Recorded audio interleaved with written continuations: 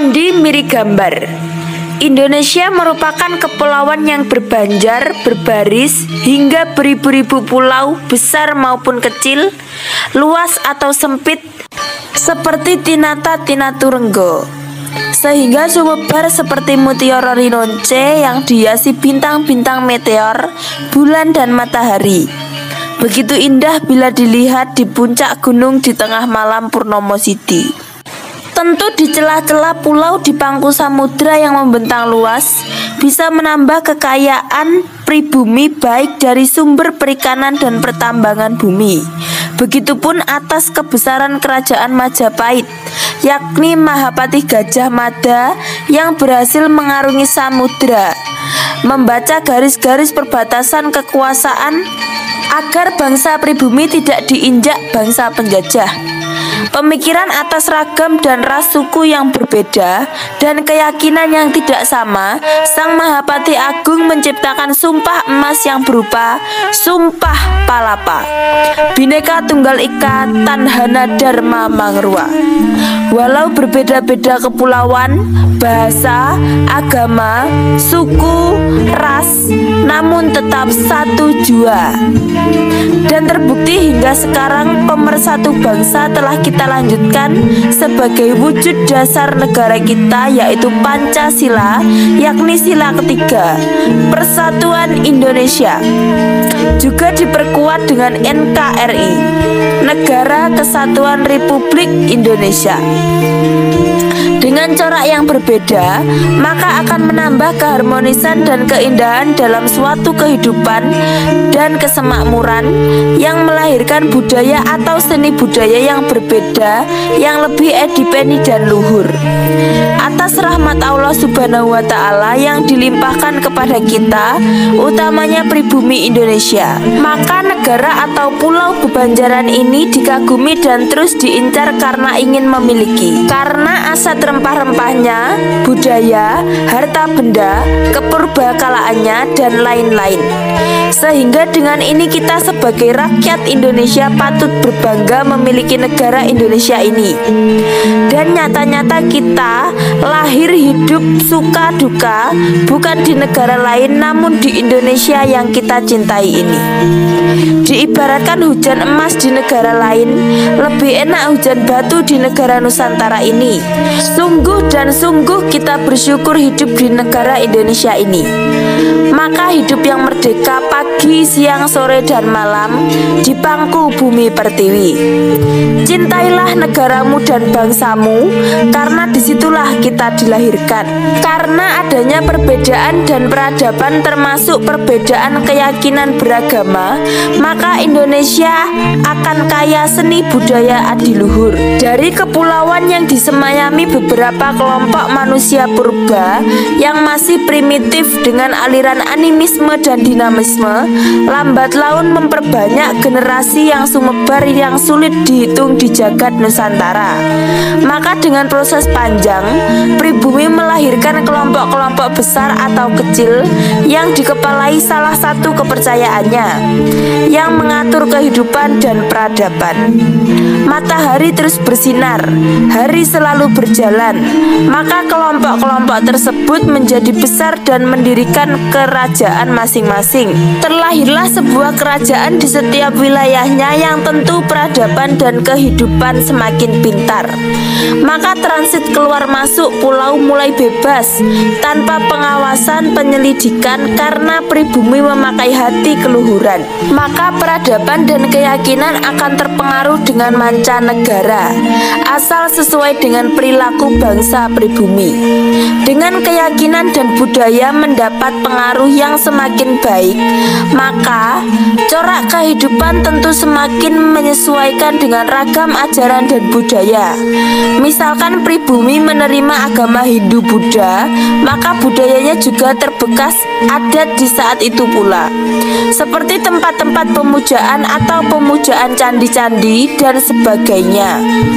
Tentu dengan adanya 5 agama Rinasok akan terpengaruh sesuai apa yang disebarkan dan diajarkan. Tentu peradaban dan kehidupan manusia pribumi semakin sempurna. Kita utarakan hal ini dengan peninggalan budaya di bumi Nusantara ini. Salah satu contoh peninggalan yang berdekatan rumah kami, yakni Candi Mirigambar. Candi Mirigambar terletak di sebelah timur kota Tulungagung, kurang lebih 15 km, yaitu beralamat di RT 1 RW 4 Dusun Gambar, Desa Mirigambar, Kecamatan Sumbergempol, Kabupaten Tulungagung. Kota Tulungagung, kota yang indah, persada bumi yang subur, apa yang ditanam sempulur, masyarakat pada makmur, perekonomian yang sukses, maka kehidupannya kawula dasih ayem, tentrem, jinem, mulya dan tinoto, manut bekti marang Sagung Pangarso. Candi Mirigambar terbuat dari batu bata merah dengan ukuran panjang 8,50 meter, lebar 7,70 meter, tinggi 2,35 meter. Sungguh indah dan mengandung nilai seni yang tinggi. Contoh-contoh relief di samping kanan dan kiri berwajah kala. Namun bila dilihat dari sisi pojok keduanya memiliki nilai gambar yang aneh, yaitu gambar Garuda. Begitu jelas mata burung Garuda dan paruhnya, sehingga para pengukir candi tentu memiliki filosofi negara yang tinggi. Maka masyarakat juga memprediksi bahwa Candi Mirigambar memiliki kisah-kisah para raja besar. Contohnya Erlangga dengan Garudanya. Maka jelas relief tersebut bila disorot dari pojok terlihat kepala Garuda yang cetha, paruh dan mata Garuda. Sebelum candi didirikan, seolah-olah akan tahu bahwa anak cucu akan memakai lambang burung Garuda Pancasila. Candi Mirigambar menghadap ke arah barat dengan berdenah 4 persegi panjang dengan 3 tingkatan. Tampilan candi tersebut menjorok keluar, serta terdapat 7 tingkat anak tangga. Panel relief yang terdapat pada candi ini dulu bergambar 11 bidang, namun panel relief tersebut hancur dan menyisakan 1 relief panel yang tersisa. Panel relief tersebut berada di dinding depan teras 1 yang berbentuk 4 sosok orang. Seorang pria bertopi tekes, 2 orang perempuan di tengah, dan 1 orang laki-laki bertubuh gemuk, rambut tergulung di puncak kepala. Selain penggambaran sosok manusia pada teras kedua, juga menggambarkan relief binatang di panel ketiga. Kondisinya masih baik. Pada sudut pertemuan antara dinding kaki candi dan pipi tangganya terdapat pahatan yang berbentuk pilaster. Pilaster tersebut menjorok ke arah luar dinding teras pertama. Di sisi utara candi dan di sisi selatan terdapat relief seorang pria tegap dan tinggi dengan penampilan rambut keriting disanggul di atas kepala, menggunakan kain yang tersingkap dan memakai gelang. Di bagian belakang dan sekitar tubuhnya digambarkan beberapa motif ukiran berbentuk saluran, awan, bebatuan, dan dedaunan, seakan-akan menggambarkan hutan yang lebat. Kedua ujung pipi tangga candi tidak berbentuk ikatan seperti Candi Majapahit, melainkan berbentuk singa duduk dan kedua kaki depannya berdiri. Menurut website travelerblitar.com, menurut laporan penduduk yang didapatkannya pada abad 19 Masehi, di dekat candi sekitar 50-300 meter ada 3 reruntuhan candi lainnya. 1 bangunan disusun dari batu dan 2 lainnya dari bata. Salah satunya dinamakan Candi Tuban.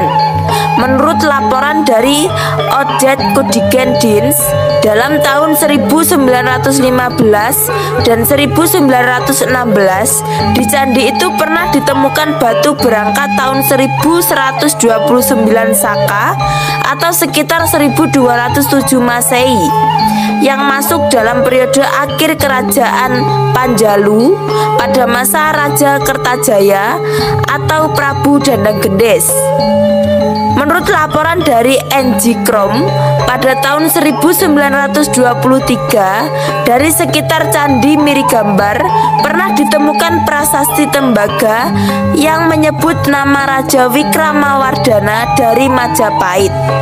Berdasarkan sumber keterangan dari seseorang yang dipercaya oleh pemerintah, khususnya Dinas Kepurbakalaan, yaitu Pak Sunyoto, menurut angka di area candi ada 5 angka. Yang pertama, 1294 Saka atau sekitar 1372 Masehi. Yang nomor 2, 1304 Saka atau sekitar 1382 Masehi. Ketiga, 1310 Saka atau sekitar 1388 Masehi. 4, 1322 Saka atau sekitar 1400 Masehi. Yang kelima, 1328 Saka atau sekitar 1406 Masehi. Yang terbaru diperkirakan mulai Majapahit awal sampai Majapahit akhir. Berdasarkan relief di kaki dinding candi Mirigambar, relief tersebut menceritakan tentang kisah Panji, yaitu Panji Wasengsari, yang mempertahankan Galuh Candrakirana yang akan dinikahi oleh Raja Magadha dan ditunangkan oleh Pangeran Warinamtani. Karena mendengar pertunangan antara Pangeran Warinamtani dengan Galuh Candrakirana, Raja Magadha marah, lalu merasa Panji sudah mengalahkan Panji dan mengira bahwa Panji itu telah meninggal. Kemudian jasad Panji itu, yaitu Panji Warinamtani, dibuang di sungai yang mengarah ke Kerajaan Daha Kediri. Ketika rombongan Galuh Candrakirana dan para dayang-dayangnya berada di area sungai dan melihat ada sebuah sosok yang terkapar di pinggiran sungai, lalu mengira bahwa sosok itu telah meninggal. Ketika didekati, ternyata orang tersebut masih hidup, lalu dibawa ke kerajaan dan dirawat hingga sembuh. Setelah itu Panji Warinamtani menjadi bawahan Raja Kerajaan Daha. Setelah itu memperangi Raja Magadha dan akhirnya menang. Berdasarkan sumber keterangan dari Pak Sunyoto, di dinding candi, Panji Warinamtani yang telah mengalahkan Raja Magadha digambarkan di relief Mirigambar. Namun dari narasumber lain juga berpendapat bahwa orang yang meninggal dibunuh oleh pasukan Kerajaan Daha Kediri, yakni Raja Magadha, itu kurang dibenarkan. Karena Raja Magadha tertera hanya datang dengan sendirian, padahal Raja Magadha itu dari negara seberang India. Tentu dari mancanegara masuk ke Nusantara tidak mudah, karena persada Nusantara sangat banyak sekali kerajaan-kerajaan baik dari Sumatera hingga Banjaran Pulau Jawa. Tentu perjalanan Raja Magadha dihadang raja-raja sebelum masuk ke Kerajaan Daha Kediri. Sehingga kian kini atas kebenaran atas relief orang yang terbujur mati itu belum bisa diprediksi kebenarannya.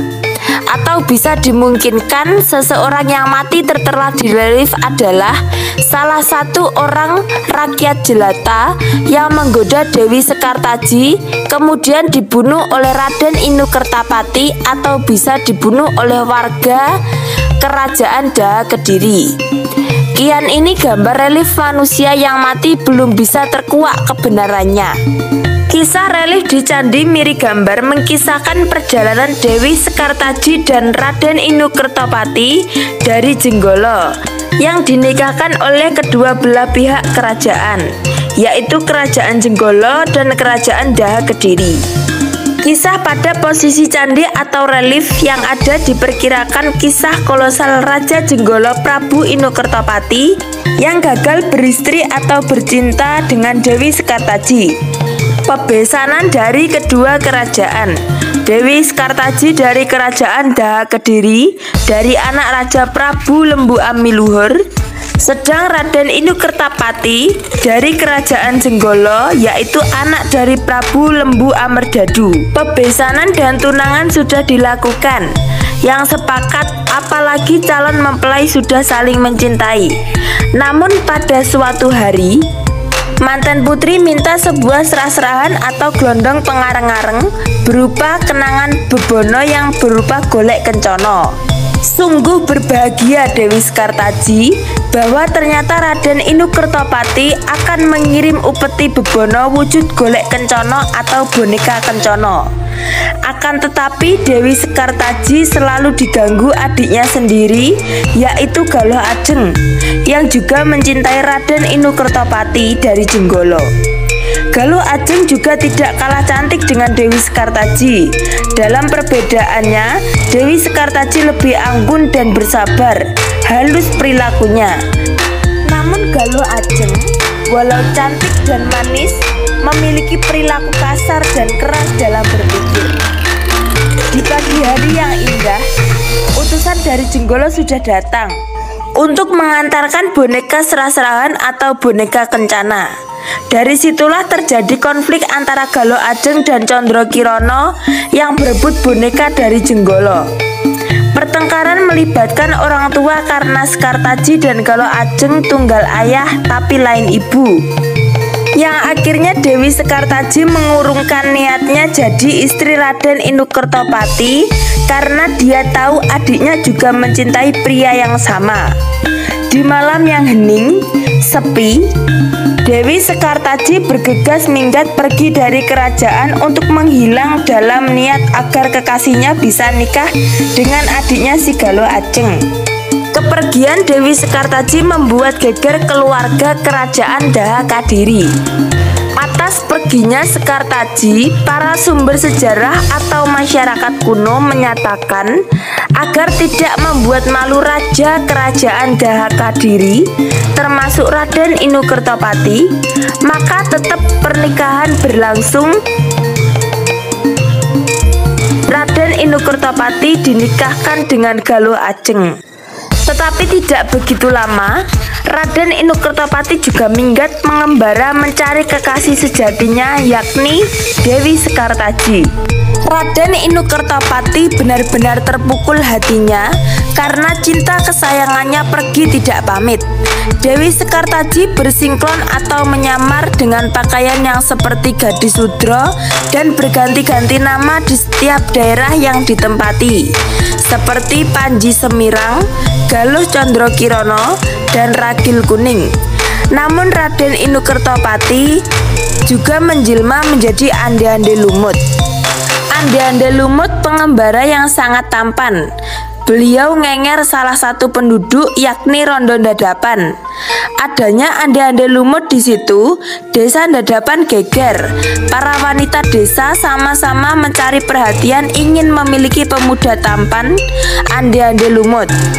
Tidak begitu lama, para perempuan dari desa lain juga anak janda tua yang mempunyai anak kleting merah, kleting hijau, kleting biru, kleting ungu, dan kleting ganyong. Mereka juga ingin melamar Ande-Ande Lumut. Di balik anak kelima janda yang tua itu, kleting kuning sebagai anak pungut yang Suwito sebagai penyamar. Kehidupan kleting kuning disiksa dan dianiaya karena rondo desa itu takut kalau anaknya sendiri tidak diterima lamarannya dengan Ande-Ande Lumut. Bahkan saat kleting kuning ikut melamar juga dilarang. Namun pada akhirnya diperbolehkan dengan catatan harus selang waktu yang lama. Pagi 5 kleting melamar, kleting kuning hampir sore boleh berangkat melamar. Dari pertemuan itulah para 5 kleting tidak diterima. Namun justru kleting kuning yang berdandan compang-camping berbau busuk justru malah diterima. Karena saat kleting terakhir yang datang, Raden Inu Kertopati tahu dialah yang dicari-cari setelah diadakan sayembara pilih. Ringkas cerita, saling gembira dan menangis rerangkulan bahwa terbongkar penyamaran berakhir. Kuning ternyata Dewi Sekartaji dan Ande-Ande Lumut itu adalah Raden Inu Kertopati, anak Raja Jenggala Lembu Amerdadu. Semua diajak ke Jenggala termasuk Mbok Rondo desa. Dan kleting 5 juga nampak sadar dan gembira, takjub serta terharu. Hingga di relief Candi Mirigambar diwujudkan sunggingan perayaan kedua mempelai di Kerajaan Daha Kadiri. Berbicara kerajaan Kediri atau Daha, tentu kita perlu melebar ke kerajaan Jenggala. Kerajaan Jenggala. Kerajaan Jenggala berdiri sejak tahun 1042 yang merupakan salah satu kerajaan pimpinan Erlangga dari keturunan bangsa Isyana. Kerajaan ini berlokasi di Kabupaten Sidoarjo, Jawa Timur dan berakhir pada tahun 1930. Silsilah Erlangga. Nama ayah Erlangga dari kerajaan berdahulu bernama Udayana. Ibu Erlangga bernama Mahendradatta dari kerajaan Medang. Memiliki 3 anak. Yang pertama Erlangga, yang nomor 2 Marakata, dan yang terakhir adalah anak bungsu. Marakata akhirnya menjadi Raja Bali. Anak bungsu menjadi Raja Bali setelah kakaknya meninggal. Sedang Abhiseka Sri Maharaja Rakai Halu Sri Lokaswara Dharma Wangsa Erlangga Ananta Wiratma Tunggadewa memerintah dari tahun 1019 sampai dengan tahun 1042. Adapun Erlangga lahir pada tahun 990 di Bali dan wafat pada tahun 1049. Berarti Raja Erlangga wafat pada umur 59 tahun. Beliau wafat di Candi Belahan. Raja Erlangga memiliki 2 anak. Yang pertama Sri Samarawijaya, yang nomor 2 Mapanji Garasakan. Di akhir pemerintahan Erlangga, kerajaan Kauripan dipecah menjadi 2. 1. Kerajaan Panjalu berpusat di kota Daha, diduduki oleh Sri Samarawijaya, wilayah barat. Yang nomor 2, Kerajaan Jenggala berpusat di kerajaan Kauripan, diduduki oleh Mapanji Garasakan, wilayah timur. Atau lebih tepatnya berada daerah Sidoarjo. Sehingga jelas kita simpulkan, kerajaan Jenggala itu kalau sekarang berada di daerah Sidoarjo, Surabaya, bila kerajaan Daha di kota Kediri. Akan tetapi kerajaan Daha Kediri selang waktu panjang pada era Prabu Kertajaya atau Prabu Dandang Gendis, kerajaan Panjalu yang dirajai oleh Prabu Kertajaya atau Prabu Dandang Gendis yang dikalahkan oleh pasukan Ken Arok pada tahun 1222 di pertempuran Ganter di wilayah Malang. Singkat cerita, Kertajaya mempunyai anak Joyosobo, dijadikan Bupati Kadiri oleh Ken Arok karena Panjalu rubuh, kalah dengan Singosari. Kembali kepada Adipati Joyosobo, diganti anaknya yang bernama Sastrojoyo pada tahun 1258, dan Sastrojoyo Adipati Kadiri diganti oleh anaknya lagi karena sudah tua pada tahun 1271. Pada masa itu Jaya Katwang menjadi Bupati Gelang-Gelang yang sekarang letaknya di wilayah Madiun. Tentu Jaya Katwang dendam kepada Ken Arok yang telah merobohkan kerajaan nenek moyangnya, yaitu negara Panjalu. Maka Jaya Katwang ancang-ancang mengumpulkan senopati dan punggawa yang dibawa ke Kadiri, wilayah barat, dan di sana mendirikan kerajaan Gelang-Gelang yang tidak diketahui oleh negara Singosari atau Ken Arok. Kekuatan Wadyabala Jaya Katwang di negara Gelang-Gelang mampu memberontak Singosari pada tahun 1292 yang tidak diketahui oleh negara Singosari atau Ken Arok. Kekuatan Wadyabala Jaya Katwang di negara Gelang-Gelang mampu memberontak Singosari pada tahun 1292 Bisa kita pahami awal kerajaan Panjalu yang dikalahkan oleh Singosari atau Ken Arok. Kemudian Jayakatwang sebagai keturunan dari Prabu Dandang Gendes yang memiliki dendam lari ke daerah barat, yaitu di daerah Madiun, lalu mendirikan kerajaan yang bernama Gelang-Gelang, kemudian menyusun kekuatan untuk memberontak ke Singosari dan akhirnya menang. Kerajaan Gelang-Gelang berhasil atas pemerintahan Jayakatwang. Perlu kita tahu bahwa kerajaan Gelang-Gelang sekarang terletak di Dusun Ngerawan, Desa Ndolopo atau Ndlopo, Kecamatan Ndolopo, Kabupaten Madiun, yang pada saat itu termasuk wilayah Kadiri, juga kerajaan Gelang-Gelang. Secara jelas termuat dalam prasasti Mula Malurung bertarik 1255 Masehi. Penguat peninggalan Gelang-Gelang, warga desa juga pernah menemukan benda-benda kuno atau purbakala, peninggalan kerajaan yang berupa umpak yoni, tembikar kuno, ambang pintu, panel relief, dan juga menemukan susunan batu bata berbentuk pondasi dan patung kuno. Hal ini memperkuat oleh pendapat arkeolog dari Balai Arkeologi Yogyakarta yang melakukan penggalian di situs Ngerawan, Desa Ndolopo, Kecamatan Ndolopo, Kabupaten Madiun. Bekas kerajaan Gelang-Gelang diganti nama menjadi Keraton Pandar Alas.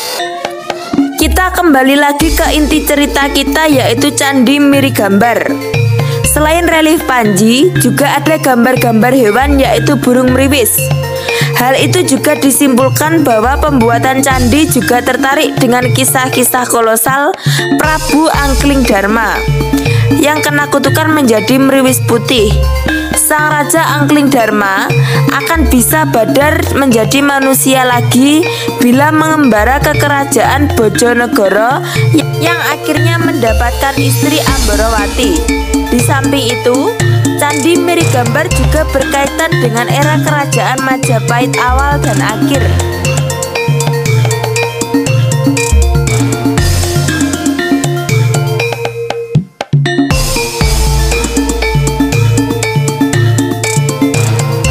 Karena berdasarkan 5 angka tahun di area candi. Yang pertama 1294, kedua 1304, ketiga 1310, keempat 1322, dan yang kelima 1328. Peninggalan-peninggalan lain di sekitar Candi Mirigambar. Yang pertama, bekas pemandian meriwis putih. Yang nomor 2, Candi Tuban dan lainnya. Dalam kisah-kisah Prabu Angkling Darma, karena ada peninggalan kolam, maka diprediksi Prabu Angkling Darma pernah mesanggah di area Candi Mirigambar.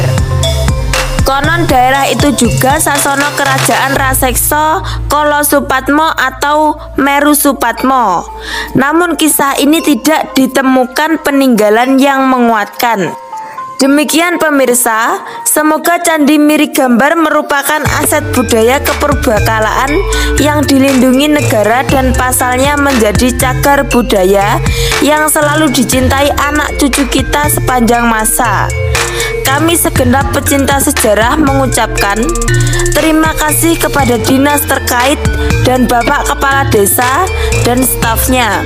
Juga sangat berterima kasih kepada Bapak Sunyoto sebagai sesepuh yang dipercaya pemerintah untuk merawat dan memelihara sekaligus melindungi keberadaan Candi Mirigambar.